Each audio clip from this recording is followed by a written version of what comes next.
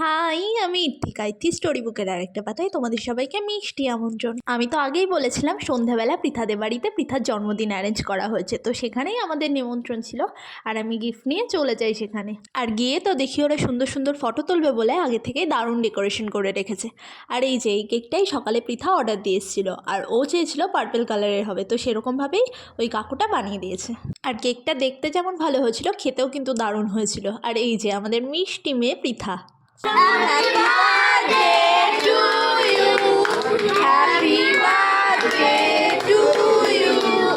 Happy birthday to you.